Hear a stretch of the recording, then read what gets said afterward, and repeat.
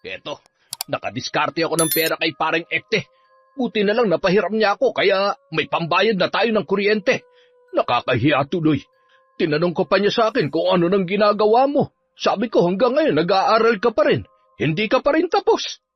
Ba't naman kasi kailangan niyo pa akong banggitin eh? Lalo lang tuloy ako napapahiya sa ginagawa niyo. Pwede namang manahimik na lang kayo. Paano ako mananahimik? Kitang-kita nila kung paano ako mamasada at magpakahirap araw-araw. Saka hindi maiiwasang hindi sila magtanong sa'yo dahil alam nila, mahigit 6 na taong ka na sa kolehiyo. Ano ba kasing ginagawa mo sa eskwela at hindi ka na makagraduate? Tapos kapag pupunta ako sa school mo, ayaw mo naman. Kung ano-anong dinadahilan mo. Ano ba talagang balak mo sa buhay mong bata ka? Pwede ba, Tay? Huwag ngayon. Sinasabi ko lang sa'yo dahil nagtataka na ang mga kamag-anak at kakilala natin. 24 ka na, pero hanggang ngayon hindi ka pa rin tapos. Yung iba nga dyan nakakapagtrabaho na sa ganyang edad eh. Yung iba naman, kahit na mas bata sa'yo at nag-aaral pa, ay nakakapag-sideline na. Mga working student. Ikaw, anong ginagawa mo? Pagdating dito sa bahay, hindi man kita nakikita nag-aaral o humahawak ng libro. Puro cellphone niyang inaatupag mo. Siguro kaya hindi ka matapos-tapos dahil puro bagsak ka. Tay, pwede ba? Tulog na mga kapitbahay oh. Maaga pang papasok ang mga yan bukas. Minamadali niyo ba ako? Alam niyo na nga may pinagdadaanan ako sa eskwela ngayon at nahihirapan din ako eh. Tapos mamadaliin niyo ako magtrabaho? Baka naman pwede maghinay-hinay lang kayo. Aba, Grace, hindi kita minamadali. Sinasabihan lang kita para malaman mo ang buhay. 24 ka na pero yung asta mo parang teenager ka pa rin. Ang nais ko lang naman, makapagtapos ka na at makapagtrabaho para hindi ka magaya sa mga tao rito. Alam mo naman kung gaano kahirap ang buhay ng mga tao rito sa lugar natin. Walang ibang hanap buhay rito kundi ang pamamasada ng tricycle, pagtitinda sa palengke, o pangingisda sa ilog. Bilang tatay mo, pangarap ko makapagtrabaho ka sa magandang lugar at para magawa mo yun, kailangan mong ayusin ang pag-aaral mo. Anong masama sa sinasabi ko, ha? Para sa kinabukasan mo yun, tapos akala mo naman lagi ka nalang inaapi. Taon 2011, Masantol, Pampanga. 10:00 na ng gabi pero wala pa rin ang ama ni Grace na si Bando. Kaya naman sinamantala niya ang pagkakataon at lumabas ng bahay para magpahangin habang kausap ang isang classmate sa cellphone. Member siya ng text clan na kung tawagin ay Newborn Texter Clan o NBTC. Isa itong grupo sa cellphone kung saan nagpapadala ng group message ang bawat miyembro sa isa't isa.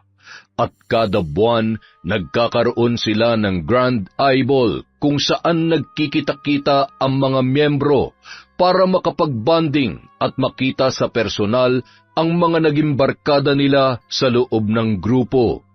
Simula nang mauso ito, nasa 5 text clan na ang sinalihan ni Grace. Pero dito siya ngayon pinaka-active sa NBTC dahil nandito ang ilan sa kanyang mga crush. At ang isa nga rito ay nakatakda niyang mamit sa Biyernes para matikman ang isa't isa. Walang iba kundi si Steven. Ano, tuloy ka ba talaga sa Biyernes? Magsabi ka agad para magawan ko ng paraan. Para makapag-absent ako sa school. Hindi pa ako 100% sure. Hinihintay ko pa kasi yung pinsan ko kung isasama niya ako dun sa sinasabi niya. Basta, sasabihan na lang kita. Kailan pa matutuloy yun? Nung nakaraang buwan mo pa ako pinangakuan pero lagi namang hindi natutuloy. Sorry na kasi. Alam mo naman bago pa lang dito ang pinsan ko. Hindi pa niya kabisado ang mga lugar dito kaya kailangan ko talaga siyang samahan. Binilin din siya sa akin ng magulang niya. Hindi ko naman din pwedeng pabayaan to. Basta, maghihintay ako sa Biyernes kahit anong mangyari. Ang tagal-tagal ko na naghihintay eh. Basta, gagawan ko ng paraan para sa'yo. Naku, saan nga pala tayo pupunta? Bawal dito sa amin dahil masikip saka walang privacy dahil maraming butas ng pinto at bintana namin. Di, maghanap tayo ng lugar. Saan nga? Hindi mo pwede dyan sa inyo? Bawal pa kasi ang bisita rito. Alam mo naman ang mga kasama ko sa bahay, puro conservative. Basta, gagawan ko ng paraan para sa'yo, promise. Sa ngayon, gawin muna nating 90% sure, okay? Hay nako, nagtatampo na talaga ako. Lagi na lang ganyan tapos hindi rin naman natutuloy. Tuyot na ako. Kailan mo ba ako didiligan? Don't worry, pag nagkita tayo, akong bahala sa'yo. Sisiguruhin ko na magiging maligaya ka. Talaga lang ha? Sige, asahan ko yan. Gusto ko kahit 3 rounds lang sana. Sa loob, sa muka, at sa dibdib. Ano, kaya mo ba? Sus, basic lang yun. Kahit nga 10 round pa kung gusto mo eh. Okay na sa akin yung 3 lang muna. Medyo mahigpit din kasi si tatay eh. Hindi ako pwedeng mawala ng matagal. Sus, kita mo na, kapag ikaw nagdadahilan ng magulang, dapat okay lang sa akin. Pero pag ako, magagalit ka na. Hay nako, basta yung pangako mo, tuparin mo, ha? Hanggang Friday na lang ang deadline mo. Kapag hindi pa natuloy yun, bahala ka. Kalimutan mo na ako at burahin mo ng number ko. Teka, wala namang ganyanan. Alam mo namang mahal kita eh. Patunayan mo yan. Ang taong minamahal, binibigyan ng panahon. Oo na po, I will do my best para matapos agad yung mga lakad ng pinsan ko. Para sa Biyernes, matuloy na ako dyan. Naku, teka, ibababa ko na pala. Andito na yung tatay ko, parating na. Sige, bukas na lang ha. Pag ganitong oras na hindi na ako pinagsa-cellphone nun eh. Okay, bye. Love you. Love you too. Mwah. Pagkababa ng tawag, agad na nagbalik si Grace sa loob ng kanilang bahay. Pagkapasok naman ng kanilang ama, naabutan niyang tulog na ang 3 niyang kapatid, habang siya naman ay nakaupo pa sa tabi at nagsusuklay ng buhok. Anong oras ang pasok mo bukas? Mga 2:00 pa po, kaya hindi ako gigising na maaga bukas. O eto, nakadiskarte ako ng pera kay paring Ekte. Buti na lang napahiram niya ako kaya may pambayad na tayo ng kuryente. Nakakahiya tuloy. Tinanong ka pa niya sa akin kung ano nang ginagawa mo. Sabi ko, hanggang ngayon nag-aaral ka pa rin. Hindi ka pa rin tapos. Ba't naman kasi kailangan niyo pa akong banggitin eh? Lalo lang tuloy akong napapahiya sa ginagawa niyo. Pwede namang manahimik na lamang kayo. Paano ko mananahimik? Kitang-kita nila kung paano ako mamasada at magpakahirap araw-araw. Saka hindi maiiwasang hindi sila magtanong sa'yo dahil alam nila, mahigit 6 na taong ka na sa kolehiyo. Ano ba kasing ginagawa mo sa eskwela at hindi ka na makagraduate? Tapos kapag pupunta ako sa school mo, ayaw mo naman kung ano-anong dinadahilan mo. Ano ba talagang balak mo sa buhay mong bata ka? Pwede ba, Tay? Huwag ngayon. Sinasabi ko lang sa'yo dahil nagtataka na ang mga kamag-anak at kakilala natin. 24 ka na, pero hanggang ngayon hindi ka pa rin tapos. Yung iba nga dyan nakakapagtrabaho na sa ganyang edad eh. Yung iba naman, kahit na mas bata sa iyo at nag-aaral pa, ay nakakapag-sideline na. Mga working student. Ikaw, anong ginagawa mo? Pagdating dito sa bahay, hindi man kita nakikita nag-aaral o humahawak ng libro. Puro cellphone niyang inaatupag mo. Siguro kaya hindi ka matapos-tapos dahil puro bagsak ka. Tay, pwede ba? Tulog na mga kapitbahay oh. Maaga pang papasok ang mga yan bukas. Sana ayusin mo ng problema mo sa eskwela. Isipin mo naman ang kalagayan ko. Tumatanda na ako, anak. Hindi ko alam kung hanggang kailan ko pa kakayanin mamasada. Sana man lang, bago bumigay ang katawang ko ay makapagtapos ka na at makapagtrabaho para makatulong ka rin dito sa bahay. Alam mo namang tayo na lamang 2 na iwan eh. Itong mga kapatid mo, puro mga bata pa. Ang nanay mo naman wala na. Nasa kabilang buhay na. Kaya ikaw na lang talaga ang magiging kanang kamay ko sa paghahanap buhay. Kaya sana, ayusin mo ng sarili mo. Baon na tayo sa utang, oh. Pagkain nga natin bukas, hindi ko na alam kung saan ko kukunin eh. Minamadali niyo ba ako, Tay? Alam niyo na nga may pinagdadaanan ako sa eskwela ngayon at nahihirapan din ako. Tapos, mamadaliin niyo talaga ako magtrabaho. Baka naman pwede maghinay-hinay lang kayo. Hindi kita minamadali, Grace. Sinasabihan lang kita para malaman mo ang buhay. Abay, 24 ka na, pero yung asta mo parang teenager ka pa rin. Ang nais ko lang, makapagtapos ka na at makapagtrabaho, para hindi ka magaya sa mga taga rito. Alam mo naman kung gaano kahirap ang buhay ng mga tao rito sa lugar natin. Walang ibang hanap buhay rito kundi ang pamamasada ng tricycle, ang pagtitinda sa palengke o pangingisda sa ilog. Bilang tatay mo, pangarap ko magkatrabaho ka sa magandang lugar at para magawa mo yun, kailangan mong ayusin ang pag-aaral mo. Ano masama sa sinasabi ko? Kung makapagsalita ka, para kang laging inaapi. Hindi na nakasagot pa si Grace. Padabog siyang naglatag ng kanyang higaan at tinalikuran na lamang ang kanyang ama. Kahit anong sermon nito, pinili niyang wag na lamang sumagot. Baka kung ano pa ang kanyang masabi rito gaya ng dati. Kinabukasan, pagpasok ni Grace sa klase, wala rin siyang ginawa kundi ang makipagkwentuhan sa mga barkada habang nagsusulat ng kanilang lecture. Sulat at discussion lang ang ginawa ng kanilang instructor para sa subject na yon, kaya maaga rin silang natapos at nakalabas. Pagkalabas nila, saglit lang siyang sumama sa mga kaibigan sa mall dahil nag-text na ang lalaking kanyang kinababaliwan, kaya agad siyang nagpaalam sa mga kaibigan. Nang makarating na sa kanilang lugar, doon niya na tinawagan ng lalaki habang naglalakad pauwi. Oh, nasan ka ngayon? Good news, Grace.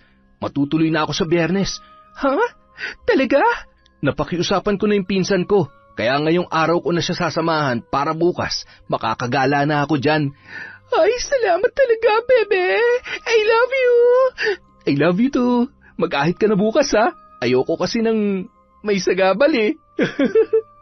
Ay nako, kanina umaga pa ako nag-ahit. Malinis na to. Basta siguruhin mo lang na mapapaligaya mo ako, ha? Huwag ka mag-alala. Akong bahala sa'yo. Ay nako, hindi na ako makapaghintay. Basta bukas, ha? Huwag ka malilate. Teka, sandali. Saan pala tayo? Sabi mo, bawal dyan sa inyo. Yun na nga eh. Nagtanong na rin ako sa mga kaibigan ko. Hindi rin pwede sa kanila. Saka, anong palusot naman ang sasabihin ko? Ang hirap. So, paano na yan? Saan natin gagawin? Heto nga eh. Pauwi na ako, magbibihis lang ako tapos lalabas din ako agad. Maghahanap lang ako ng lugar na may privacy. Balitaan kita mamaya, ha? Sige, bebe, salamat. Ibababa ko na to, ha? Nasa sakayan pa kami ngayon eh. Sumaglit lang talaga ako para ipaalam sa'yo to. Sandali lang, bebe. I love you talaga. Mwah! Pagsapit ng gabi. Bebe ko, wala talaga eh. Kung saan na ako nagpunta, wala akong makita. O, paano na yan? Matutuloy pa ba tayo? No choice na tayo. Dito na lamang sa bahay. Akala ko ba wala kang privacy dyan? Gagawin ko na lang ng paraan. Takpan na lang natin ang kurtina tapos huwag na lang tayo magingay para walang makarinig sa atin. Wala eh. Wala talaga ako mahanap na lugar kahit saan. Ay, mas masarap pa naman sana kung maririnig kitang yung alam mo na. Ano magagawa natin? Basta diskartehan na lang natin bukas. Ang importante, matuloy tayo. Hindi na ako papayag na mapaglipasan pa ng araw na yon. Basta siguruhin mong wala dyan yung tatay mo, ha? Oo, namamasada yun. Ang tagal-tagal ko na kayang hinintay to. At ilang beses mo na rin akong pinangakuan. Hindi ko na nga pinapansin yung iba kong katext para lamang sa'yo eh. Oo na. Teka, anong oras pala? 8:00 hanggang 12:00 ng tanghali pwede. Yung mga kapatid ko 12:30 pa uuwi. Tapos babalik sila sa school ng 1:00. Tapos 3:00 sila uuwi. So kahit ano sa mga yan pwede. Basta wag lang dun sa oras ng tanghalian nila, ha? Hindi ba umuwi yung tatay mo? Hindi yun. Gabi na yun uuwi. Oo, sige na. Kita na lang tayo bukas. I love you, bebe. Hindi na nakasagot pa si Grace nang biglang magbukas ang pinto at pumasok ang kanyang ama at mga kapatid. Agad niyang itinabi ang cellphone at nagkunwaring may inaayos sa kanyang bag. Anong oras ang pasok mo bukas? Tanghali ulit. Nakausap ko pala si Paring Cardo. May hiring daw sila ron sa Jollibee sa Apalit. Tumatanggap din daw sila ng mga working student. Ba't hindi mo subukan mag-apply? Tutal, tanghali naman ang pasok mo. Sa umaga, puntahan mo. Susubukan ko. May kailangan din kasi kaming ipasa sa school eh. O, di sa Sabado ka pumunta para walang pasok. Huwag mo sayangin ang pagkakataon. Manager siya sa branch na yon at nabanggit na kita sa kanya. Kaya isa ka sa mga hinihintay niyang pumunta ron. Oo na, sa Sabado na lang. Busy talaga ako bukas eh. Siguruhin mo ha?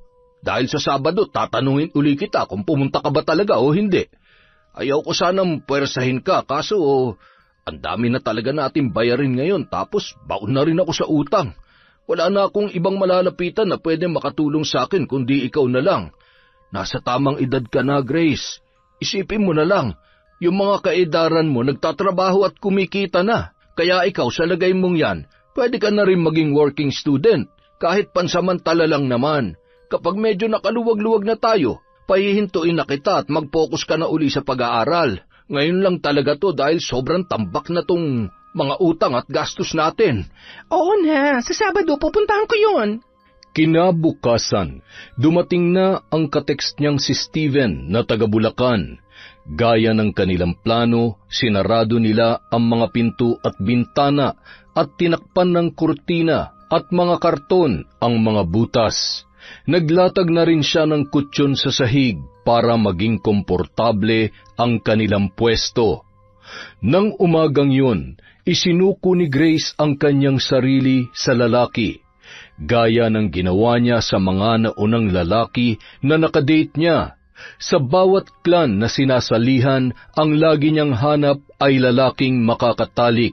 Hindi niya mapigilan ang labis na pag-iinit ng kanyang katawan. Para bang hindi siya mabubuhay kung walang makakagalaw sa kanya sa loob ng 1 buwan. Nang nakaraang buwan, may isang taga-Tarlac ding lalaki na miyembro ng clan nila ang nakagalaw sa kanya. Gwapo yun at matangkad. Ngayon naman si Steven na medyo maputi at tulad niya marami na ring karanasan sa ganitong bagay. Nang matapos sila, nagkwentuhan ng dalawa pero agad na ring umalis ang lalaki. Hindi kasi nila alam kung kailan darating ang kanyang ama. Bagamat namamasada yun ng ganoong oras, may mga pagkakataon na bigla rin yung umuuwi at nagdadala ng kung ano-ano sa kanilang bahay. Kaya para makasiguro, maaga na niyang pinuuwi si Steven. Ang mahalaga, natuloy na ang matagal nilang pinaplano. Araw ng Sabado, hapon na nakauwi ang dalaga. Galing siya sa apalit at pinuntahan ang sinasabi ng kanyang ama na hiring sa Jollibee kung saan manager ang kakilala nito. Oh, kumusta ang lakad mo? Ayun, napuntahan ko na. Anong balita? Tapos na ang interview at exam. Tatawagan na lang daw nila ako para sa update. Kung ganon, lagi mong bantayan yung cellphone mo, baka tumawag nga sila. Opo, lagi ako nakabantay dito. Nakautang na ako ng ulam dyan. Mamamasada muna ulit ako hanggang mamayang gabi. Piyesta ngayon sa kabilang barangay, kaya maraming pasahero. Kumain na lang kayo dyan ng mga kapatid mo, ha? Opo, sige. Nung sumunod na araw, umuwi si Grace na galit sa kanyang ama. Pagod na nga siya sa biyahe mula sa eskwela, ang pagdadabog pa nito ang kanyang madadatnan sa bahay. Ano na naman ba kasing problema? Bakit nagwawala kayo dyan? Nakausap ko ulit yung kakilala ko. Ang sabi niya, bagsak ka raw sa interview mo. Ay naku, wala na. Hindi ka natanggap. Bakit kasi hindi mo inayos? Ano naman ang magagawa ko kung hindi akong kailangan nila? Hindi lang naman ako in-interview ron eh. Maraming naging aplikante noon. Kahit na. Ano ba kasi ginawa mo at bakit bumagsak ka? Nag-aaral ka naman. Tapos interview lang, ibinagsak mo pa. Tay, ibang ganap sa eskwela at iba kapag trabaho na. Tsaka lahat ng tinanong nila sa akin, hindi naman namin pinag-aralan sa school. Kung bakit kasi sinabak-sabak nyo pa ako ron eh. Alam nyo namang wala pa akong experience dyan. Natural, hindi ko pa alam ang isasagot sa lahat ng mga tanong nila. Kahit na. Bakit yung iba naman dyan nag-aaral pero natatanggap naman sa trabaho? Hindi mo kasi inayos. Siguro pati pag-aaral mo hindi mo inaayos kaya wala nangyayari sa buhay mo eh. Para yun lang galit na kayo? Ano nga magagawa ko kung ibang hanap nila? Saka malay ko ba sa kung anong ginagawa nila ron? Hindi naman ako madalas pumunta doon. Paano ko malalaman kung anong takbo ng trabaho ron? Ano may sasagot ko sa kanila? Wala ka na ba talagang ibang alam gawin kundi ang sumagot-sagot? Parang ipinagmamalaki mo pa talaga na bumagsak ka at wala kang alam. Sino ba nagkukulong sa akin dito mula ng bata pa ako? Di ba kayo lang naman ni nanay? Mula bata kapag gusto ko makipaglaro, binabawalan niyo ako. Kapag gusto kong lumabas, hinihigpitan niyo ako. Kapag gusto kong makisalamuha sa iba, lagi niyo sinusungitan ng mga kinakaibigan ko. Mula nun hanggang paglaki ko, ganyan ang ginagawa niyo sa akin. Gusto ko makita ang mundo pero kinukulong niyo ako rito sa bahay. Tapos ngayon lumaki na ako, hindi mulat sa maraming bagay, nagagalit kayo kasi bumagsak ako at wala akong alam. Aba, pinagtataasan mo ako ng boses? Huwag mong pinagsasalitaan ng ganyan na nanay mo. Namatay siya sa sakit dahil sa'yo. Sa huling sandali ng buhay niya, wala kang ibang binigay kundi sakit ng ulo kaya maaga siyang sumuko. Dahil sa mga paninigaw mo sa kanya, nawalan siya ng ganang lumaban sa buhay. Ikaw ang dahilan kaya siya namatay. Eh di ako na. Ako naman lagi eh. Wala na akong ginawang tama sa paningin niyo. Bakit numalit ako? May ginawa rin ba kayong tama sa akin bukod sa paghihigpit at pagsusungit niyo? Kung lumaki man akong walang alam ngayon dahil yun sa inyo. Yung ibang bata dyan hinayaan sila mag-explore sa labas. Tapos kayo ano? Ginagawa niya akong prinsesa dito. Kung ano man na meron ako ngayon, lahat yun epekto ng mga ginagawa niyo sa akin. Prinsesang nakakulong. Kaya huwag niyo akong sisihin kung bakit tayo naghihirap ng ganito. Ginagawa ko naman lahat para matutuwa. Kaya nga ako nag-aaral eh. Pero huwag kayong umasa na matututunan ko lahat dahil kahit 6 na taon na ako sa kolehiyo, mas mahaba pa ang panahon na kinulong at hinigpitan niyo ako rito sa bahay. Sa sobrang sama ng loob, napilitan ng lumabas si Grace para hindi na marinig ang nakakairitang boses ng ama. Naglibot-libot na lang siya sa labas at muling nag-group message sa kanilang clan. Sabay sabing bad trip siya nung araw na yon at kailangan niya ng makakausap. 4 na lalaki ang agad na nag-reply sa dalaga. Kabilang na ron si Steven. Pinagsabay-sabay niyang kausapin ang mga ito sa text kaya kahit papaano nabawasan ang bigat ng kanyang dibdib. Nang gabing yun, hindi pa rin umuwi si Grace. Nakatambay pa rin siya sa plaza at nagpapahangin. Hinihintay niya ang tawag ni Steven dahil nangako ito na tatawag sa kanya sa oras ng gabi. Mabuti na lamang, bago pa siya tuluyang mainip ay tumawag na ang binata. Agad yung sinagot ng dalaga. Hello, bebe. Nasaan ka? Heto, tapos ko na ulit samahan yung pinsan ko sa lakad niya. Ano, ayos ka lang ba? Hindi pa nga ako umuwi eh. Parang hindi pa ako handang harapin si tatay ngayon. Ganito naman kami lagi kapag nag-aaway. Lumalayas talaga ako. Eh hanggang kailan ka magtatampo dyan? Alam mo kung ako sa'yo, umuwi ka na. Tiisin mo na lang muna yung mga sermon niya. Huwag ka na lang sumagot kahit nakakainis na. Kapag pinatagal mo pa yan, baka hanggang bukas, sermon pa rin ang almusal mo. Mas nakakainis yun, di ba? Kaya makinig ka. Umuwi ka na at hayaan mo na siya mag-sermon. Ganun lang talaga magulang kapag galit. Hindi sila matatahimik hanggat hindi nakakapaglabas ng sama ng loob. Pero kapag hinayaan mo siyang makapag-sermon ngayon, bukas sigurado tahimik na yan at payapa na ulit ang mundo mo. Eh nakakasawa na kasi. Linggo-linggo na lang palagi siya may sinasabi. Hindi na siya natapos kakasermon sa akin. Kung matapos man siya ngayon o bukas, ano na naman kaya ang susunod na isa-sermon niya sa akin sa susunod na mga araw? Sigurado may bago na namang ibabanat yun. Hayaan mo na. Basta sundin mo na lang yung sinasabi ko. Kapag galit siya, huwag mong sabayan para hindi na humaba ang usapan. Pero bebe, may sasabihin pa sana ako eh. Oh, sige lang. Ano ba yun? Di ba sabi mo, maraming negosyo ang parents mo? May hiring ba sila dyan? Kahit na yung pinakamababang posisyon lang. Yung pwedeng working student. Baka naman pwede mo akong ilapit to. Medyo kailangan ko kasi ng pera eh. Isa rin kasi to sa lagi namin pinag-aawayan ni tatay eh. Ganun ba? Parang meron naman. Pero tatanungin ko muna si tatay para sigurado ha. Bukas babalitaan kita. Sige, sana matulungan mo ako. Ngayon lang ako hihingi ng pabor sa'yo. Huwag mo sanang kalimutan yung mga araw na niloloadan kita para lang makapag-GM ka. Sana ako naman ang tulungan mo ngayon. Gagawin ko ang lahat na makakaya ko, bebe. Ha? Huwag kang mag-alala. Salamat ha. Bukas hihintayin ko ang text mo. Tapos pag nagkita tayo, babawi ako sa'yo. Oo na, sige na.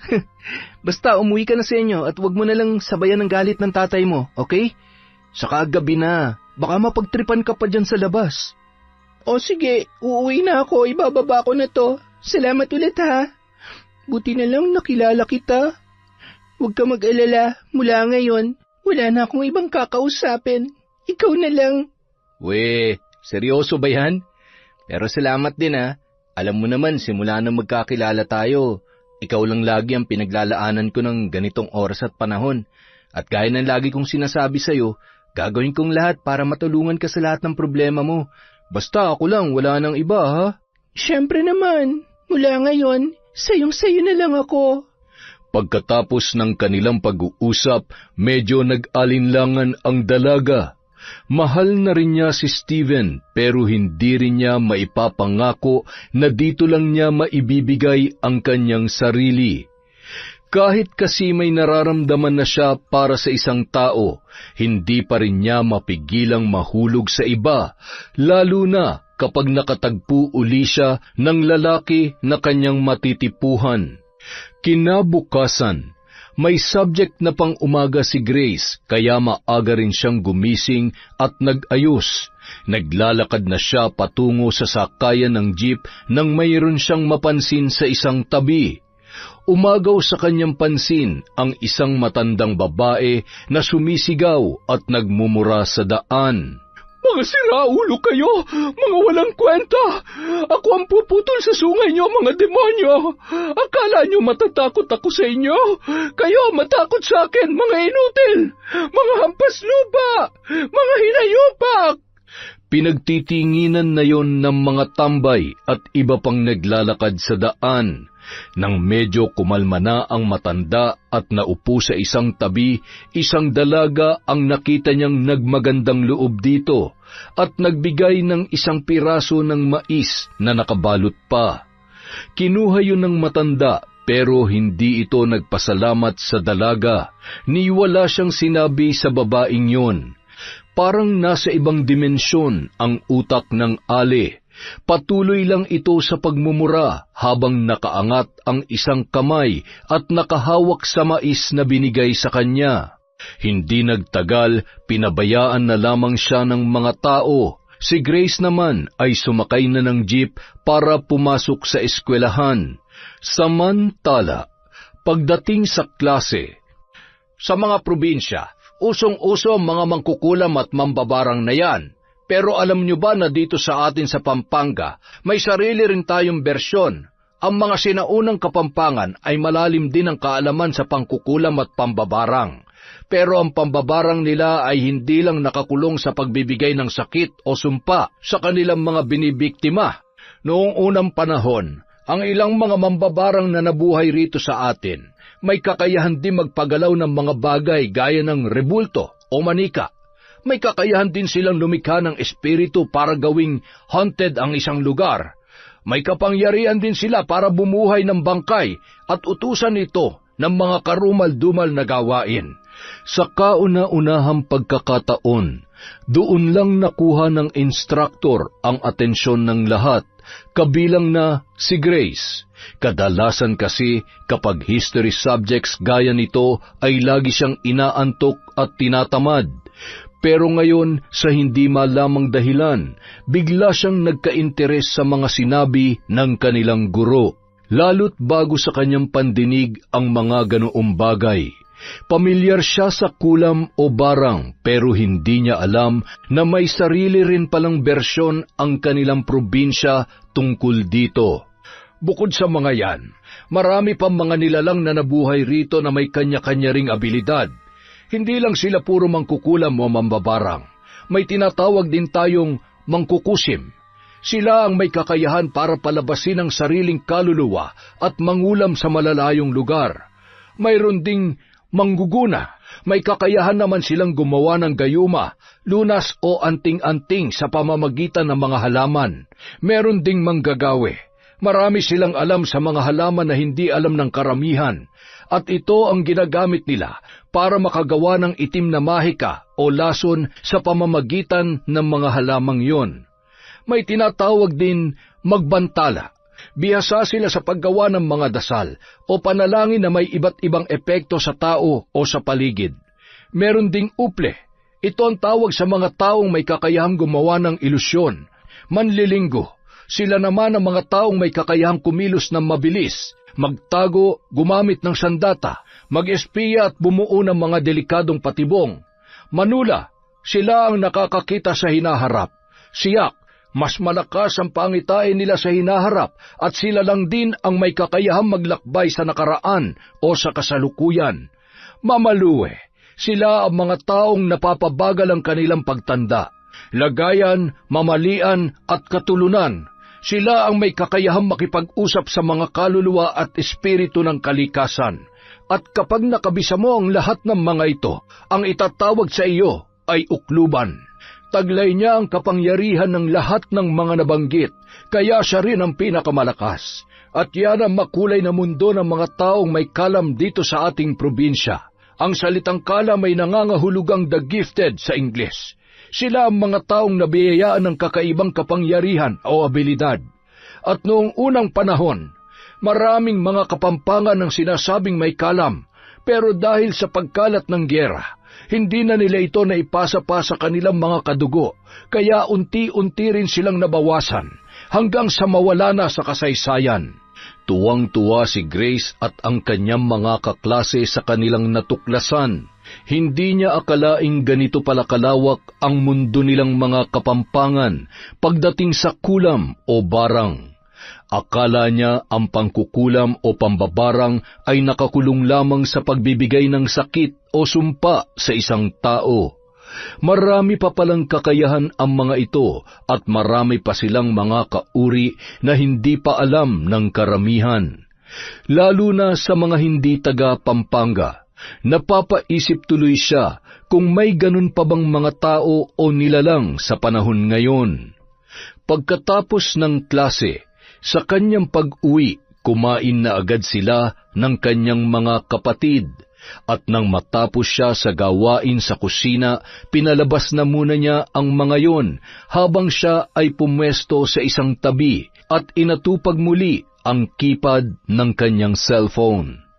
Sa dami ng group messages, napuno agad ang inbox niya kaya nagbura na muna siya ng mga text message. Pagkatapos ay nakatanggap siya ng GM sa kanilang welcoming officer kung saan inanunsyo ang mga bagong miyembro ng kanilang clan. 3 babae yun at 2 lalaki. Sinave niya ang number ng mga ito at nagpadala na rin siya ng GM o group message para i-welcome ang mga bago nilang miyembro. Kahit hindi niya pa nakikita o nakikilala ang 2 lalaki na bagong member, parang nangangati na naman ang kanyang sarili na kilalanin ang mga yun. Hindi maintindihan ni Grace kung bakit tuwing magkakaroon sila ng bagong membrong lalaki, lalo na kapag kaedaran niya ay laging nabubuhay ang maharot na bahagi ng kanyang pagkatao. Hindi niya mapigilang mapalapit sa mga ito para makuha ang kanilang Facebook account. Kapag nakita niyang gwapo, doon lang siya makikipag-close sa mga bagong member. Nang gabing yun, isa sa mga bagong miyembrong lalaki ang naging kaklose niya agad sa text. 2:00 na ng madaling araw pero panay pa rin ang palitan nila ng mensahe. Ero ang pangalan noon at malapit lang din ang tirahan sa kanilang lugar. Malapit sa college school kung saan siya pumapasok. Lalo pa siyang tinamaan dito nang malamang bad boy ang binata. Mahilig sa suntukan pero malambing. Yun pa naman ang isa sa mga gusto niya sa lalaki. Bukod sa maginoo at medyo bastos, type rin niya ang mahilig sa suntukan at makipagbasagan ng muka. Para kung sakaling malagay siya sa peligro ay merong magtatanggol sa kanya at kaya siyang ipaglaban sa kahit na anong panganib. Kinabukasan, nang makalabas na lahat ng mga kasama niya sa bahay, doon lang niya pinatawag ang lalaki sa kanya para magkarinigan na sila ng kanilang mga boses. Wow! Ang gwapo rin palang pakinggan ng boses mo. Thank you Ako rin Gustong-gusto ko rin naririnig yung boses mo ngayon. Aba, marunong sumagot Kailan ka pa na pwede? Bukas, libre ako. Bakit? Pupunta ka ba? Oo, may pasok ako bukas eh. Gusto mo sundin mo ako sa school pagkatapos ng klase namin? Oo ba? Saan ka nga ba nag-aaral? Doon lang sa ACLC. Sige. Pupunta ako bukas. Saan mo ba gustong kumain? Sa Jollibee. Pwede? Sige, bukas kain tayo ron. Sagot ko na. Naku, gusto ko yan. Salamat ha. Ikaw, kailan ka ba pwedeng... Alam mo na. Pwede bang ayusin natin ang schedule para dyan? Medyo magulo rin dito sa bahay tsaka masikip. Diyan ba sa inyo? Pwede ba tayo dyan? Oo naman, pwede rito. Maluwag naman dito, tsaka 2 kwarto namin. Ay, wow! Ayos ha! Pero, sino naman ang kasama mo dyan? Yung pinsan ko lang, tsaka tropa niya. Pero tuwing umaga, wala sila rito dahil nagtatrabaho sila. Sa gabi na lang kami nagkakasama rito. Ganon? So, pwede pala tayo sa umaga? O sige, game ako. Pero, wag muna bukas ha. Sa ibang araw na lang kasi kailangan ko muna mag-review ngayon dahil meron kaming exam. Walang problema sa akin yon. Siya nga pala. Anong pwede nating tawagan? Siguro sweetie na lang, para matamis. Okay, sweetie. See you when I see you. Tuwang-tuwa ang dalaga pagkatapos nilang mag-usap. Nakajackpot na naman siya ng gwapo at matipunong lalaki. Tiningnan niya na ang Facebook account noon. Gwapo, crop top ang buhok at malaki ang katawan. Bad boy na bad boy ang dating. May hiwa pa sa kabilang kilay. Ngayon lang siya makakatikim ng bad boy kaya hindi na niya ito palalampasin. Iniisip niya na hindi naman yon malalaman ni Steven. Pakikiusapan na lang niya bukas ang bagong kakilala na huwag ipagsabi ang nakatakdang mangyayari sa kanila.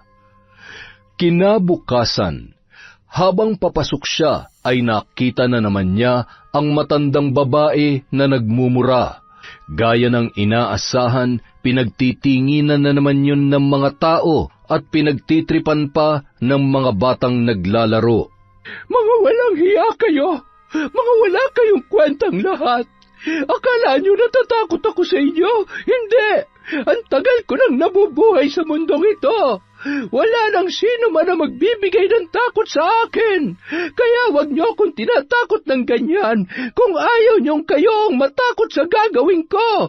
Mga hilayupak! Mga hampas lupa!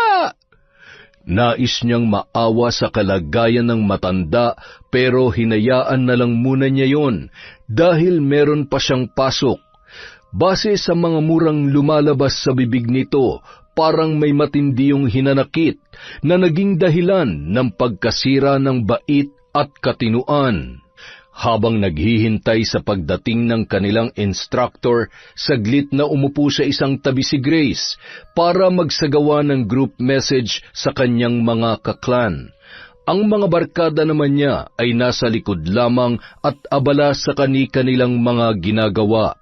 Hanggang sa biglang tumawag si Steven. Dali-dali niya yung sinagot. Hello, bebe? Oh, bebe, nasa school ka ba ngayon? Oo bakit? Nakausap ko ng tatay ko. May isang bakanteng posisyon dun sa warehouse. Naghahanap sila ng female office staff. Okay lang daw kahit college level pa lang. Gusto mo ba ron? Talaga ba? Sige, ipasok mo na ako. Ano bang kailangan bukod sa resume? May mga requirements na rin ako dito galing dun sa in-applyan kong Jollibee branch nung nakaraan. Pwede na kaya yon? Oo, pwede na yan. Hindi naman sila mahigpit dun eh. Sa Miyerkules daw ang interview. Ano, sunduin ba kita dyan? Para ako na maghatid sa ron sa warehouse namin sa San Fernando. Sa San Fernando? Sige. Okay lang. Ayos lang yon. Ang mahalaga may trabaho. Salamat ha, bebe. Mahal na mahal talaga kita. Grabe. Mahal din kita, bebe. Kita-kits sa Miyerkules, ha? Makalipas ang ilang araw, naabutan ni Grace ang kanyang ama na kumakain ng hapunan. Inilapag niya ang bag sa upuan at tumabi roon. Nung araw na yon, parang ganado siyang makipag-usap sa kanyang tatay. Tapos na kayo mamasada, tay? Hindi pa. Lalabas pa ako mamaya. Siya nga pala, sa susunod na linggo po, papasok na po ako sa trabaho. Ano? Ano sabi mo? May kaibigan ako na nagpasok sa akin dun sa warehouse ng tatay niya. Medyo madali lang naman yung trabaho. Office clerk lang po. Kaya tinanggap ko na, kesa naman sa wala. At least, makakatulong na ako sa inyo ngayon. Kailan ka pa nakahanap? Nung isang araw lang po, nagpatulong ako sa friend ko. Buti na lang tatay niya yung may-ari ng warehouse, kaya hindi na ako nahirapang maipasok. Madali lang din yung interview. Magkano naman daw ang sahod mo?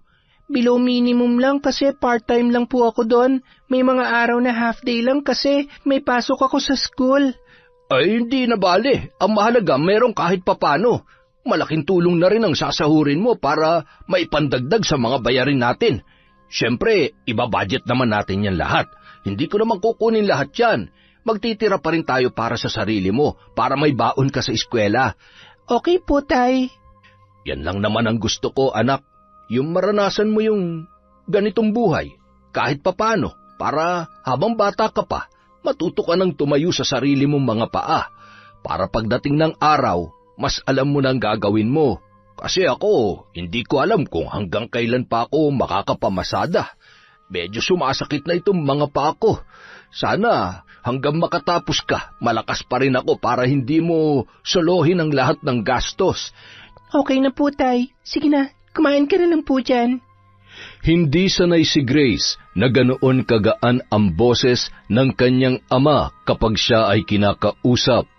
Nasanay kasi siya na lagi itong nagtataas ng boses dahil sa mga sermon sa kanya.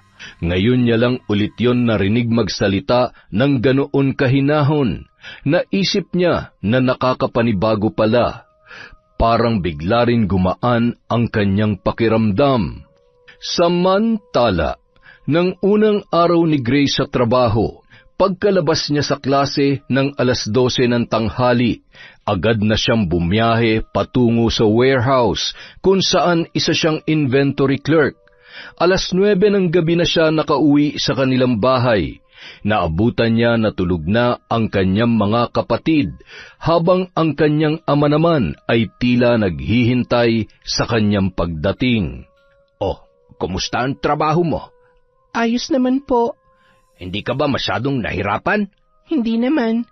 Tinuturuan naman ako doon. Bukas aalis ako. Nagpapasama sa akin yung kaibigan ko sa San Simon. Baka madaling araw na ako makauwi. Iiwan na lang kita ng pera dito bukas, ha? Bilhan mo ng ulam ang mga kapatid mo bago ka pumasok. Sige po, magpapahinga na po ako.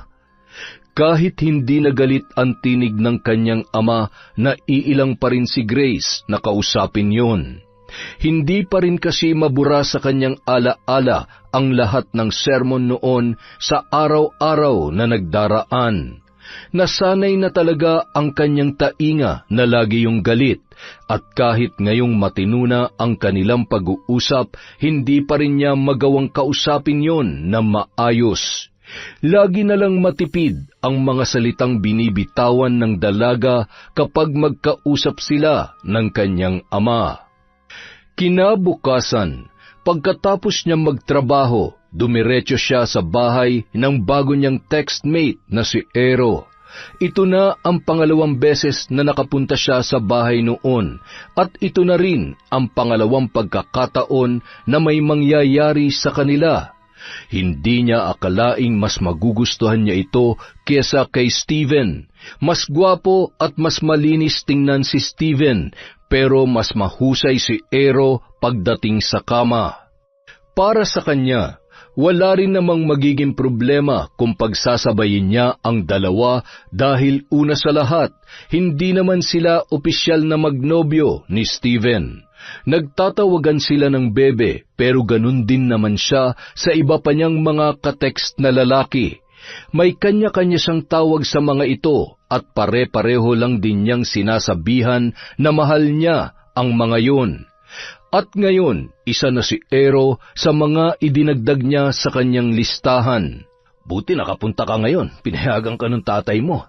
Lah, hindi Hindi papayag yon, no?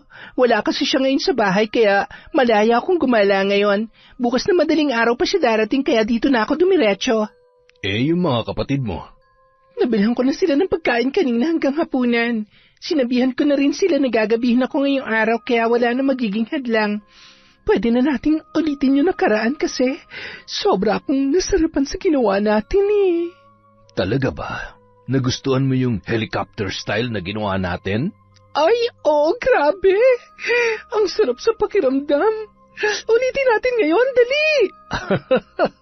Sige, simulan mo na at ako'y hihiga na. Nung araw na yun, magkasama na naman nilang pinagsaluhan ang mainit na gabi. Samantala, hating gabi na nang makauwi si Grace sa kanilang bahay. Pagkapasok niya sa loob, naabutan niyang tulog na ang kanyang mga kapatid. Naging maingat siya sa pagbibihis at paglatag ng kanyang higaan para hindi na maabala pa ang mga yun. Nang mga sandaling yun, maganda ang mood ni Grace dahil nasiyahan siya sa ginawa nila ng lalaki. Marami siyang natutunan dahil sa lahat ng kanyang mga nakarelasyon, yun lamang ang nakapagbigay sa kanya ng ganoong kaligayahan. Handa na sana siyang matulog nang bigla siyang makarinig ng ingay sa labas ng kanilang bahay. Napakamot ng ulo ang dalaga. Narinig na naman niya ang nagmumurang boses ng matandang babae na dayo sa kanilang lugar. Ngayon lang niya yun nakita, pero marami na agad nakakakilala rito dahil kung saan-saan daw ito napapadpad at wala raw ginagawa kundi ang magmura sa daan. Kapag may nagmamagandang loob sa matanda at sinusubukang magbigay ng limos, hindi niya tinatanggap. Puro masasamang salita lamang lagi ang lumalabas sa bibig ng naturang babae. Mga wala kayong kwenta! Mga gago! Mga manloloko! Mga salot sa mundo! Bakit hindi pa kayo mawala? Ang dapat sa inyo ay nasusunog sa dagat-dagatang apoy. Kung walang kikilos, ako ang tatapos sa inyo. Puputulin ko yung mga kinabukasan nyo, yung pinagmamalaki ninyo. Lumapit kayo rito. Sige, subukan nyo ako. Napabuntong hininga na lamang si Grace. Napaisip tuloy siya kung ano ang nangyari sa matanda para mawala ng ganito ang kanyang katinuan. Para bang wala ng ibang dumadaloy sa loob ng kanyang katawan, kundi puro galit at puot lamang. Kinabukasan, naging abala siyang muli sa eskwela at sa trabaho, kaya naman gabi na nang siya ay makauwi. Naabutan niyang gising pa ang kanyang ama at mga kapatid. Grace, anong oras ka nakakalabas sa trabaho? 8:00 po, yung oras na nagsasara ang warehouse namin. Bakit? Gaano ka namang katagal sa biyahe mo, pauwi rito? Mga kalahating oras po. Minsan, depende rin sa traffic. Bakit ba? Wala. Basta, huwag ka lang munang magpapaabot ng 10:00 sa daan. Delikado ngayon. Bakit? May nangyari po ba? Kagabi. Kaya mag-iingat ka. Huwag ka na magpapagabi sa daan mula ngayon. Ano po ba yung nangyari? Sabihin niyo na. May nakita yung mga kapitbahay natin. Yung anak ni Mang Domeng, si Enrico, naglalakad sa tulay. Ano? Paano po naglalakad? Nakita siya kagabi ng mga tambay dyan. Naglalakad daw siya. Dumaan siya ron sa tulay, papunta sa kanilang bahay. Ano? Imposible. Sinong Enrico ba yan? Yung lasenggong napaaway sa sulok noon at nasaksak? 2 taon nang patay yun na. Kaya nga usap-usapan yan dito sa atin ngayong araw. Nakita raw si Enrico na naglalakad papunta sa bahay nila sa dulo ng tulay kagabi. Mga bandang 10:00. Suot niya pa raw yung barong na suot-suot niya sa loob ng kabaong. Punit-punit na nga raw yung damit at amoy na bubulok na. Seryoso ba talaga yan? Naniniwala kayo doon? Bakit? Ikaw ba? Hindi ka naniniwala sa multo? Aswang? Engkanto? Kulam? Naniniwala naman ako sa mga ganyan. Pero yung sa buhay na biglang babangon at maglalakad, yun lang ang hindi ko pinaniniwalaan. Tsaka walang ganun sa atin, di ba? Anong wala? Amalanhig ang tawag dun sa ibang lugar. Sa madaling salita, zombie. Kung naniniwala ka sa mga multo at aswang, wala rin pinagkaiba ang zombie sa kanila. Mga alagad sila ng kadiliman. Grabe naman sa kadiliman. Pero bakit naman biglang babangon yung bangkay ni Enrico? 2 taon na nakaliping yon. Saka ano pong uuwian niya? Di ba mula nung mamatay si Mang Domeng, nung nakaraang buwan giniba na yung bahay nila dyan? Puro damo na lang ngayon ang nandun. Yun na nga. Marami rin na nagtataka kung paano siya nabuhay at kung anong kailangan niya. Kaya ikaw, mag-iingat ka na rin mula ngayon. Huwag ka nang magpapagabi masyado. Kung kinakailangan mong umuwi na maaga, gawin mo. Para hindi mo siya makasalubong at baka kung ano pang gawin sa'yo nun. Ano naman ang magagawa ng isang taong patay na? Yun na nga. Patay na pero biglang bumangon pa. Kaya sigurado may ibig sabihin yun. May masamang pangitain yun. Kaya dapat ka talagang matakot. Nako, kilala mo naman yan si Enrico. Kahit nung buhay pa, di ba? Araw-araw laging sumasabak sa mga riot dyan sa plaza. Hindi nauubusan ng kaaway.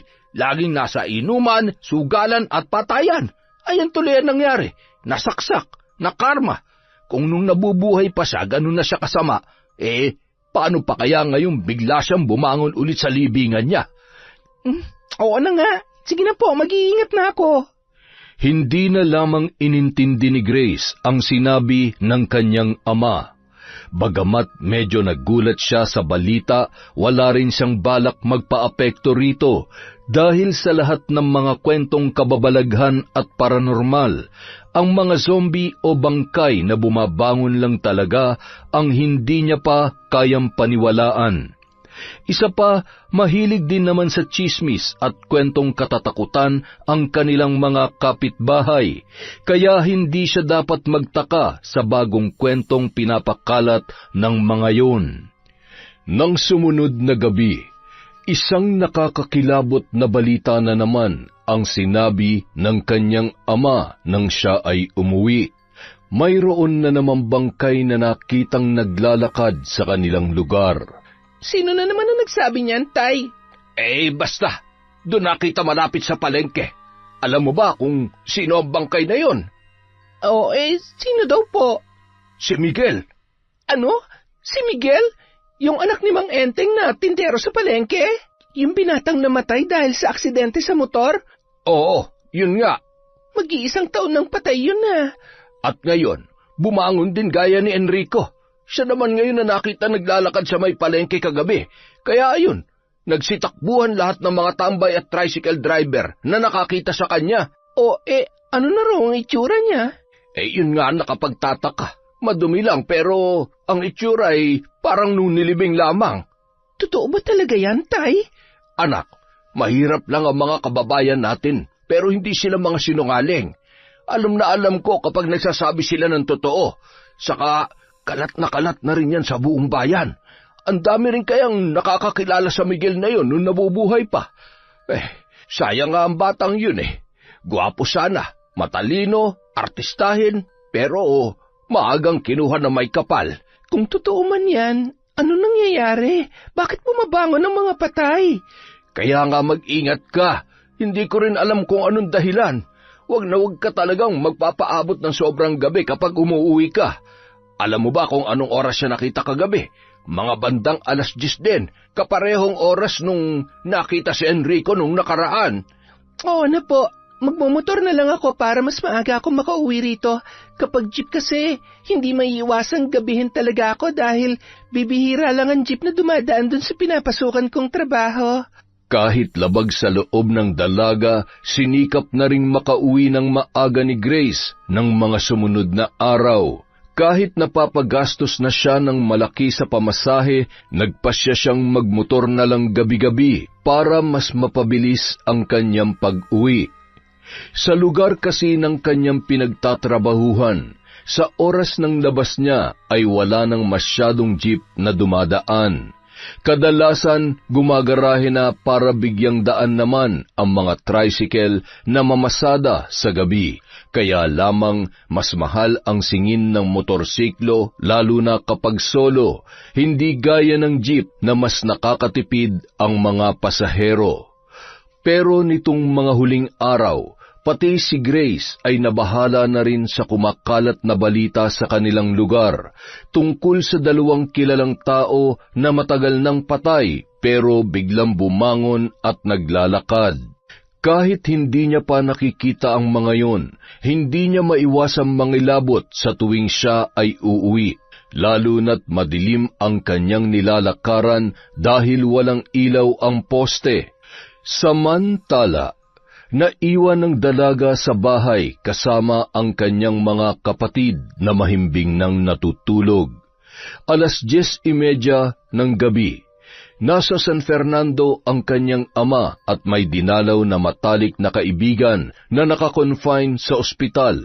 Kinabukasan na makakauwi ang kanyang tatay, kaya naman malaya na naman siyang gumamit ng cellphone magdamag. Wala siyang ibang inatupag kundi ang mag-GM habang ka-PM naman niya ang ilan sa mga kalalakihan gaya nina Aero at Steven. Pero ang bida sa kanyang cellphone ng gabing yon ay si Brian. Matagal na rin itong member ng kanilang clan pero ngayon lang sila nagkaroon ng mahaba-habang usapan.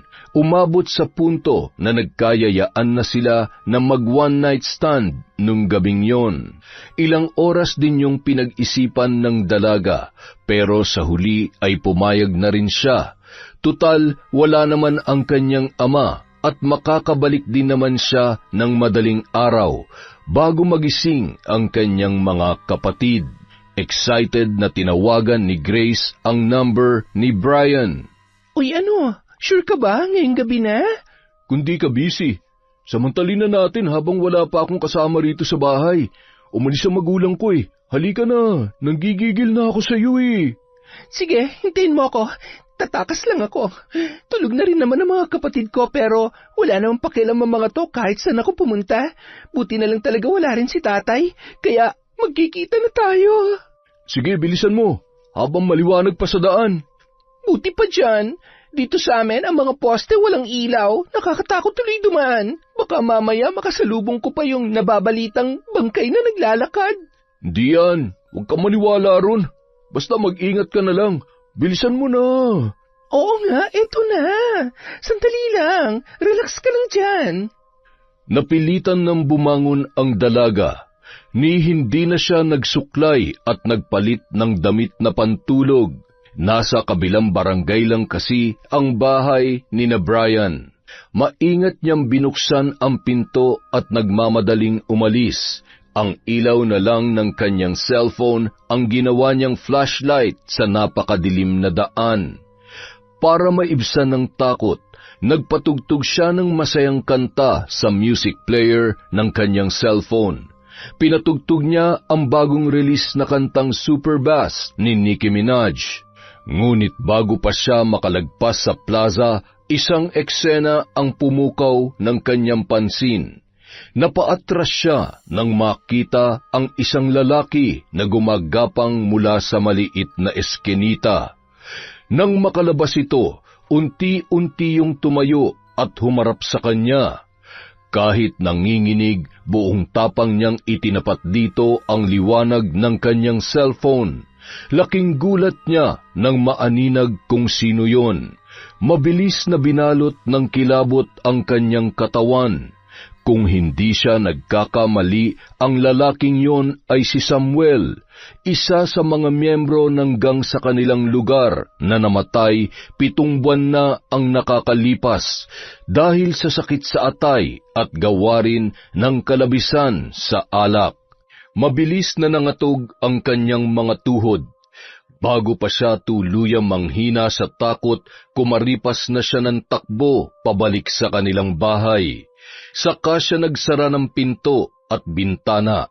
Tinakpan din niya ng karton at mga kurtina ang mga yon. Dali-dali siyang nagtalukbong ng kumot at sumiksik sa kanyang mga kapatid, buong gabing nanginginig at nakikiramdam si Gracia. Kinabukasan, araw ng Sabado, walang pasok sa eskwelahan ang dalaga. Ang pasok naman niya sa trabaho ay magsisimula pa ng tanghali. Naisip niyang maglibot muna sa plaza para makasagap ng sariwang hangin, makakita ng maraming tao at makalimot sa kanyang nasaksihan nung gabi. Gaya ng inaasahan, kalat na naman sa buong bayan ang pangatlong bangkay na namataan kagabi. Ang bangkay ni Samuel na nakita niya ay nakita ring gumagala sa iba't ibang parte ng kanilang lugar. Marami ang natakot at nabahala rito, ngunit hindi nila alam kung ano ang dahilan ng nangyayaring kababalaghan. Ilang sandali pa, mayroong tumawag kay Grace. Boses ito ng matandang bulag na lagi niyang naririnig na nagmumura sa kanilang lugar. Iha, mag-iingat ka. Ikaw na ang susunod. Ha? Ako po bang kausap niyo? Oo, ikaw. Nakikita ko may masamang mangyayari sa'yo. Kaya mag-iingat ka kung ayaw mong matuloy yon. Ano pong mangyayari ang sinasabi ninyo? Alam kong baliw ang tingin niyo sa akin lahat dito. Pero tiyak na pasasalamatan mo ko. Oras na mailigtas ko ang buhay mo. Ano po bang ibig niyong sabihin? Hindi ko po kayo maintindihan. Makinig ka. Sa lahat ng mga taong nakatira dito, sa iyo lamang ako may nakitang masamang pangitain. At kung hindi ka makikinig sa babala ko, sasapitin mo rin ang nangyari sa kanya. Sino po bang tinutukoy niyo? Ano bang ibig niyong sabihin, Lola? Sa lugar na ito, may isang babaeng nawawala. 3 taon na ang nakalipas, ngunit wala pa ring nakakakita sa kanyang katawan. Kaya para mabigyan siya ng hustisya, dumayo ko rito upang hanapin ang mga taong gumawa noon sa kanya. Ano po? Babaeng nawawala? Teka, parang may naaalala nga ako. 3 years ago, may napabalitang nawawala nga dito sa amin. Schoolmate ko po siya, si Katrina. Siya po ba ang tinutukoy ninyo? Siya lang kasi ang kilala kong babae rito na bigla na lamang nawala at hanggang ngayon ay hindi pa rin natatagpuan. Nandito lang ang kanyang bangkay, pero walang nakakaalam kung nasaan siya dahil itinago ang kanyang katawan. Paano niyo po nalaman yan? Dahil isa kong mambabarang, Iha. Mambabarang? Parte rin po ba ng kapangyarihan niyo makakita ng mga... May alam ka tungkol sa akin? Parang nabanggit lang po ng teacher namin noong nakaraan. May sinabi siya na hindi lahat ng mambabarang ay puro pagbibigay ng sakit lang ang ginagawa. Malawak ang sakop ng kanilang kapangyarihan. Tama po ba ako? Oo, hindi lahat ng mambabarang ay nananakit. Ako, ginagamit ko ang aking kapangyarihan para bigyan ng hustisya ang mga namayapa na sa mundo na pinagkaitan nito. Nakakausap ko ang kanilang mga kaluluwa, nahanap ko ang kanilang mga katawan, at nalalaman ko ang katotohanan sa kanilang pagkawala. At sino man ang makita ng aking mga mata na may kagagawan nito, sila ay parurusahan ko ng matinding barang. Kaya naman ang aking misyon ay magpunta sa iba't ibang lugar para maghanap ng mga ligaw na bangkay o kaluluwa na tila kinalimutan na ng panahon. Tinutulungan ko silang makamit ang kanilang hustisya sa pamamagitan ng pagbibigay ng parusa sa lahat ng mga taong may kinalaman sa kanilang pagkamatay. Ang mga taong ito ang aking binabarang at binibigyan ng walang kapantay na sakit at sumpa. Ngunit sa lahat ng napuntahan ko, ang lugar na ito at ang kasong natuklasan ko rito ay naiiba. Dahil ang 3 tao na may kinalaman sa pagkawala at pagkamatay ng babaeng yon ay patay na rin. Ano po? Ano pong ibig niyong sabihin na patay na sila, Lola? Kaya para mabigyan pa rin sila ng parusa, ginamit ko ang aking kapangyarihan para gisingin ang kanilang mga bangkay at bigyan sila ng parusang hanggang sa kabilang buhay ay kanilang mararamdaman. Ang aking pambabarang ay hindi lamang gumagana sa mga buhay na tao.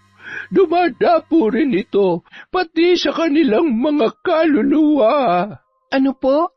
Ibig sabihin, yung 3 bangkay na nabalitaang bumangon dito sa amin, silang may kinalaman sa pagkamatay at pagkawala ni Katrina? Tama ka. At oras na bumangon ang kanilang bangkay, nangangahulugan na dumapo na sa kanilang mga kaluluwa ang aking barang. Kaya habang nasusunog sila sa impyerno, mararamdaman din nila ang walang katapusang sakit, hapdi at kirot ng aking sumpa. Ang kanilang pagdurusa ay magiging triple. Pero saan naman po pumupunta ang mga bangkay na bumabangon? Lakad po sila ng lakad. Malalaman mo yan sa susunod na mga araw.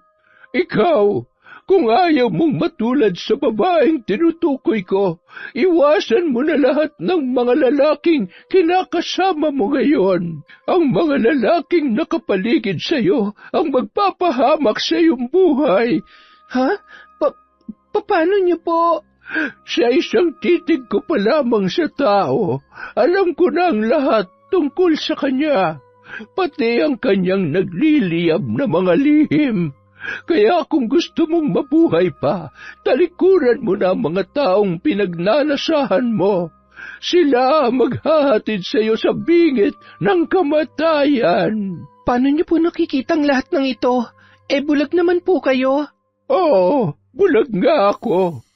Pero hindi kayang hadlangan ng kapansarang ito ang aking kapangyarihan at abilidad. Kaya tandaan mo lahat ng sinabi ko kung gusto mong mailigtas pa ang sarili mo. Napaisip si Grace sa sinabi sa kanya ng matanda, kaya siya nilapitan nito ay dahil nakita niya ang mangyayari kay Grace. Ilang araw gumulo sa kanyang isipan ang kanyang mga narinig. Hanggang sa isang balita ang pumutok sa kanilang lugar. Ang bangkay ni Katrina na 3 taon nang nawawala ay natagpuan na raw nung araw na yon. Nakita yon sa abandonadong bahagi ng isang eskenita sa may palengke. Pero hindi lang daw yon ang kanilang natagpuan dahil nagulat ang lahat matapos nilang makita ang bangkay nina Enrico, Miguel at Samuel na katabi mismo ng bangkay ni Katrina. Dahil daw sa bangkay ng 3 lalaki, kaya nila nakita ang katawan ng babae na matagal nang nawawala. Kung hindi pa bumangon ang mga yon sa kanilang mga libingan, hindi matutunton ang kinaroroonan ng katawan ni Katrina. Gawa ng kuryosidad, pinuntahan ni Grace ang mismong lugar. Nagulat din siya sa kanyang nakita. Bukod sa buto na lamang ang bangkay ng babae, nakita rin niya ang 3 lalaki na ginagapangan ng malalaking insekto at ang kalahati ng balat ng mga ito ay halos lusaw na. Ilang araw hindi nakatulog na maayos si Grace dahil sa mga nasaksihan. Dito niya napatunayan na may katotohanan nga ang lahat ng mga sinabi noon ng kanilang instructor tungkol sa makulay na mundo ng mga mangkukulam at mambabarang sa Pampanga. Pati na rin ang malawak na sakop ng kanilang kapangyarihan na hindi lang nakatuon sa pagbibigay ng sumpa at sakit. Samantala, makalipas ang ilang linggo, nakalimutan din agad yon ng dalaga. Pagkatapos humupa ng malagim na pangyayari, tila nakalimutan na niya ang babala ng matandang babae. patuloy pa rin siyang nakipag-text at nakipagkita sa mga lalaking member ng kanilang clan, kabilang na sina Steven at Airo. Hanggang sa sumapit na ang kanilang Grand Eyeball. Pagkatapos ng munti nilang kasiyahan, inanyayahan siya ng dalawa na magpunta sa bahay ni Airo para doon ipagpatuloy ang kanilang selebrasyon, na silang tatlo lamang. Doon din niya nalaman na magkakilala pala sina Steven at Airo, magkababata ang mga yon. Handa ka na ba, Grace?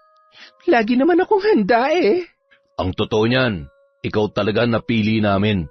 Ha? Napili saan? I'm sorry, Grace. Malaki ang pasasalamat namin sa'yo dahil pinaligaya mo kami. Isa ka sa pinakamagagaling na babae. Kaya ikaw ang napili namin. Napili nga saan? Ilang sandali pa, isang grupo ng mga kalalakihan ang biglang pumasok sa loob. Nasa 10 ang bilang ng mga yon. Lumapit sila kay Grace at sapilitan siyang kinuha. Binalak siyang ipasok sa isang sasakyan at doon na nagsimulang sumigaw at pumalag ang dalaga. Doon din ibinunyag sa kanya ni na Steven at Airo ang malagim nilang mga lihim. Ang NBTC clan na kanyang kinabibilangan ay front lamang ng isang sindikatong kumukuha ng mga babae. Mas lalo siyang nasindak nang ibulgar ng mga ito na sina Miguel, Samuel at Enrico ay dati rin palang miyembro ng clan na yun noong hindi pa siya kasali. Itinago lamang ito ng kanilang founder at pilit na pinagtakpan ang lahat para wag malaman ng mga magiging bago nilang miyembro sa hinaharap. Ang misyon ng clan ay maparami ang mga tao, lalo na ang mga babae, para ibenta sa mga sindikato. At karamihan naman ng mga lalaking miyembro ay may koneksyon din sa naturang grupo. Sila ang recruiter o tagadala ng mga babae sa bawat araw na mapag-uusapan. Sa katunayan, hindi lang si Grace ang nakuha. 5 pa sa kanilang miyembro ang kanina pa nadala. Siya lang ang nahuli dahil sa dami ng ginawa nila sa Grand Eyeball. Huli na bago nalaman ni Grace ang lahat. Ngayon, hindi niya na alam kung paano pa ililigtas ang kanyang sarili. Hanggang sa bigla na lamang silang natigilang lahat. Napaatras ang grupo nang biglang sugurin ang mga ito ng mga lumilipad na insekto. Nabitawan siya ng mga kalalakihan dahilan para makalayo si Grace sa kanila. Kitang-kita niya mula roon kung paano sugurin at pasukin ng mga lumilipad na insekto ang bibig, ilong at tainga ng grupo. Kabilang na sina Steven at Airo na parehong nanloko sa kanya. Ilang sandali pa, bigla na lamang siyang nakarinig ng pamilyar na tinig. Hindi ka talaga marunong makinig, babae. Lola, kayo po ba yan? Kayo po ba may gawa nito? Dahil nalaman kong hindi mo sinunod ang aking babala.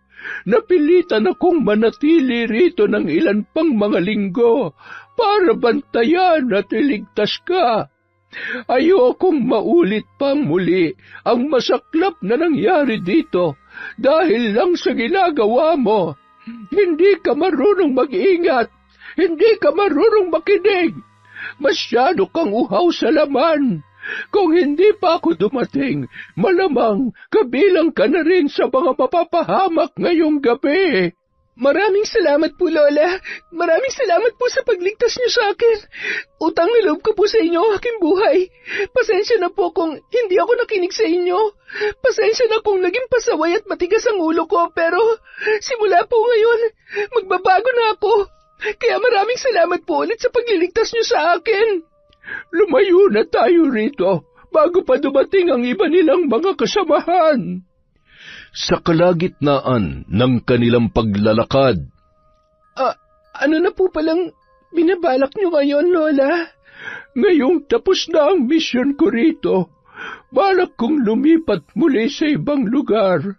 Marami pang mga bangkay at kaluluwa rito sa mundo ang hindi pa rin nabibigyan ng hustisya hanggang ngayon dahil pilit na pinagtatakpan ng mga makapangyarihan at maimpluwensyang tao ang katotohanan. Kaya naman, ang kapangyarihan kong makakita ng mga kapalaran, pangitain, makipag-usap sa kaluluwa, at pangbabarang ay nais kong gamitin para bigyan ng hustisya ang mga nasawi na hindi matahimik. Yun na lamang ang magagawa ko sa kanila ngayong wala na sila sa mundong ito. Napakadakila po ng inyong hangarin, Lola. Salamat po dahil naisip niyong gamitin sa mabuti ang pagiging mambabarang niyo. Pero may isa lamang po akong katanungan. Ano yon, Iha? Ang pagiging mambabarang po ba? Naipapasa lang po ba ito sa inyong angkan o maaari din itong matutunan ng pangkaraniwang tao? Bakit mo na itanong yan? Wala lang po. Parang gusto ko rin sana kayong gayahin balang araw. Parang gusto ko rin magkaroon ng kapangyarihan para ipagtanggol naman ang mga naaapi at mapapahamak pa lang. Kung mabibigyan man ako ng kapangyarihan gaya ng sa inyo, ang gusto ko namang iligtas ay yung mga nalalapit pa lamang sa kapahamakan para mapigilan ang mangyayari sa kanila. Kung gusto mo itong matutunan, mahaba-habang pag-aaral ang kakailanganin mo. Ibibigay ko sa iyo ang impormasyon kung saan ako matatagpuan. Pero makakaya mo ba itong paglaanan ng mahabang panahon? Sa ngayon, hindi pa po ako sigurado, Lola. Dahil working student po ako, nag-aaral ako sa umaga at nagtatrabaho naman sa gabi, pero oras na makagraduate ako at kapag medyo nakaluwag na kami sa mga gastos, doon na po ako magsisimula mag-aral. Sana sa mga panahong iyon, makita ko pa po kayo. Gustong-gusto ko po talagang matuto. Walang problema, Iha. Ito na rin siguro at tamang panahon para ipasa sa kabataan ang aming kakayahan. Dahil kung kaming matatanda lang ang hahawak nito, sino pa ang magbibigay ng hustisya sa hinaharap kapag kami wala na? Ipangako mo lamang sa akin na oras na matutunan mo ito, gagamitin mo ito sa kabutihan. Ipinapangako ko po, Lola.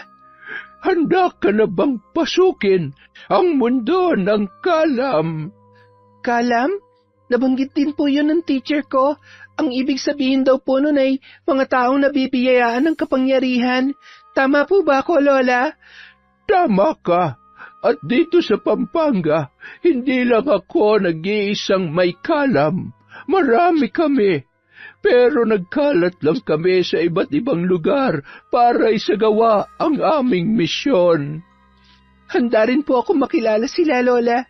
Basta hintayin niyo lang po ako. Uunahin ko munang tapusin ang pag-aaral ko at pagtulong sa aking ama. Kapag maayos ng lahat, babalikan ko po kayo para mapag-aralan yan. Sana rin. Ayusin mo na ang relasyon mo sa iyong ama. Ayusin mo na ang pakikitungo sa kanya. Huwag mo na siyang sasagutin gaya ng ginagawa mong pagtataas ng boses noon sa namayapa mong ina. Matuto kang mahalin ang mga magulang mo habang nandito pa sila.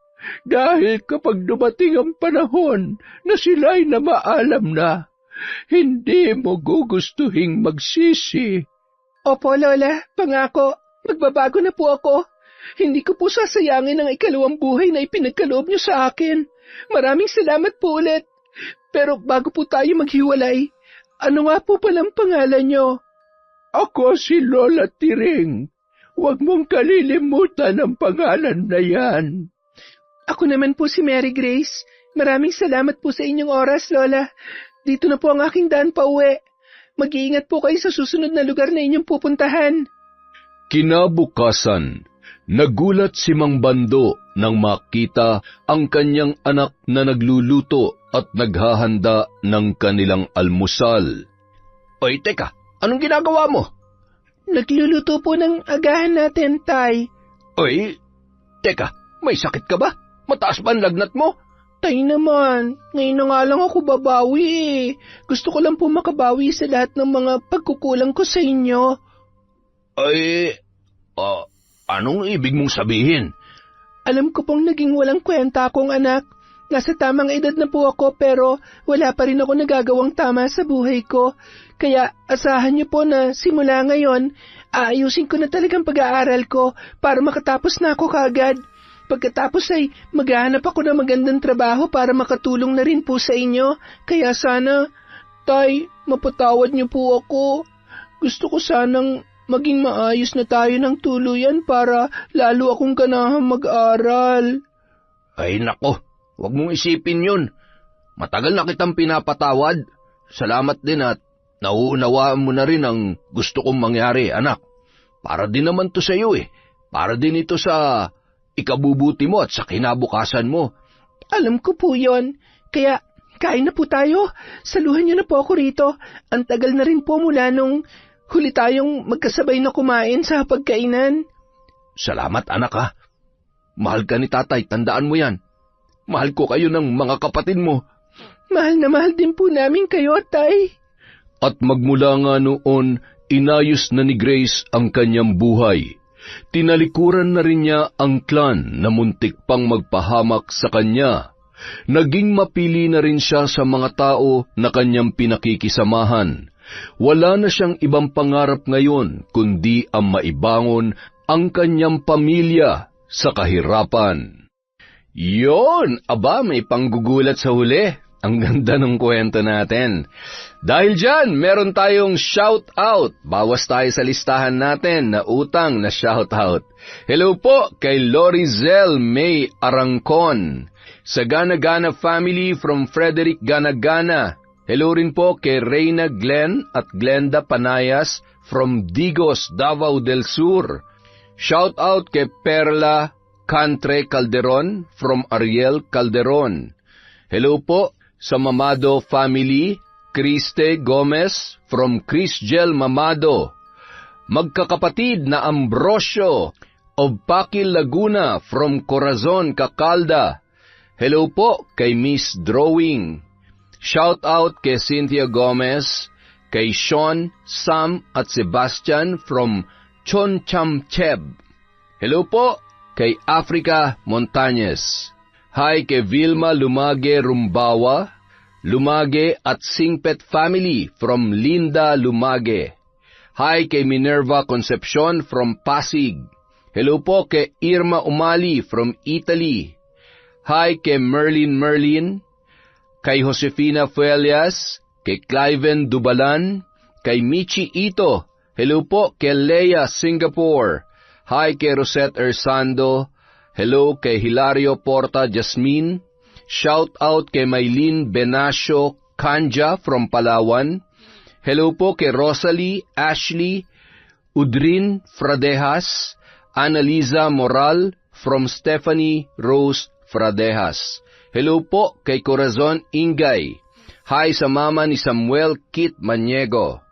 Hello po sa lahat ng employee ng Hana Graphics Printing sa Davao City. Hello po kay Alona R.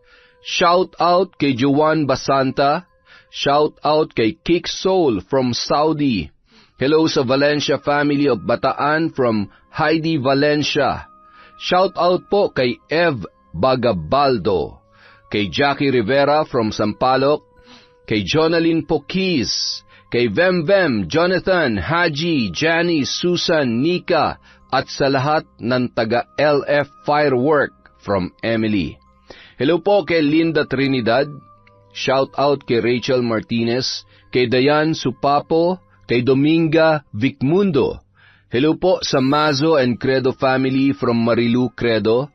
Shout out kay Lily Lamintak, kay Imais Vlog, kay Juday Vlog, kay Chi, kay Florita Blanco, kay Nikki Lipomano, kay Daiben 0211. Shout out kay Evangeline Vergara, kay Clarice Tubbs, at kay Leonora Consensino. Sobrang dami na po ng isina-shoutout natin, kaya kung hindi man po kayo napagbigyan ngayon, may susunod pa po tayo. Ayusin lang po natin yung listahan para ma-shoutout natin lahat. Maraming salamat po sa walang sawang pagsuporta sa Kwentong Enteng.